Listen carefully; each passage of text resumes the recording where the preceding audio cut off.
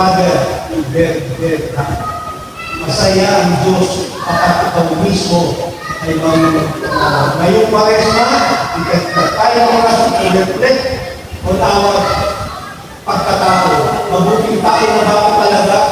Marunong ba ang ng pagkatao? It is not just saying I'm sorry, but it is saying forgive me. Patawarin mo ako. Lagi ko sinasabi ko, pagka nagkamali sa'yo, patawarin mo. Tao lang. Diba? Sabi, I was wrong and I hurt you. Do you have to hurt people? Do you think revenge will make it better? I don't care about the past. I just want our love to last. There's a way to bring it back together.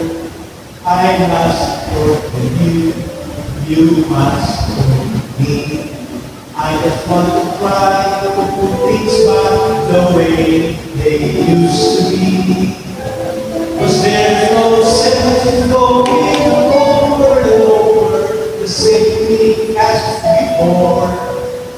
Let's not bring the past up anymore. Yung nakakaraan ako sa iyon, you forgive and forget. Sabi ni Lord, I will forget. Lahat ng ako nagawa mo sa akin, kakalimutan mo yan. Kasi mahal na ako. Diba? Kaya dapat malaman mo, mahal kayo. Ano ba yung mga kapulanan mo? God still loves you. Maganda ka sa mata ng Diyos. Si Josie, kumaliga na, umiiyak ka sa pitong ng Diyos ka. Ang wife ko, kasi hindi malaki mata. Ang tawag sa kanyang plaster. Pero after 7 years, I met a woman and I fell in love. Sabi ko, Lord, thank you for that plaster. Diba? Kaya dapat, kailangan, that must be done. Kung ang Diyos, mahal ka, sa mata ng Diyos, natawag. Kaya dapat, sabihin mo sa sarili mo, I am beautiful. Sabihin mo, I am beautiful. I am loved. I am forgiven by the mercy of God. Sa teacher, magkakasa na, I am beautiful. Kaya nila, I am beautiful. I am loved. I am forgiven by the mercy of God. Yan. Tayo. Kaya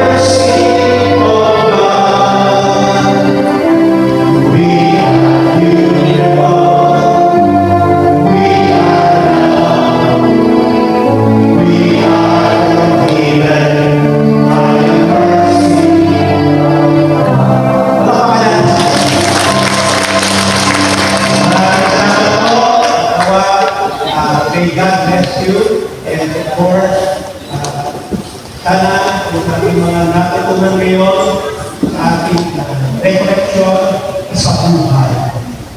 Hindi lang napakinggan, hindi gagamitin sa ating araw-araw na pagkakas. Muli, magandang gabi, bayan.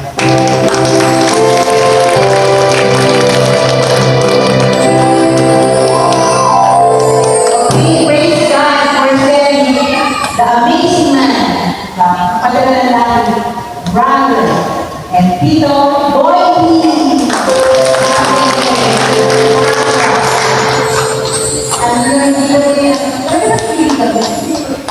Let's start na kayo. Bakit? Amen? So, lahat tayo ay tutingin sa pamilya ng Panginoon. Amen?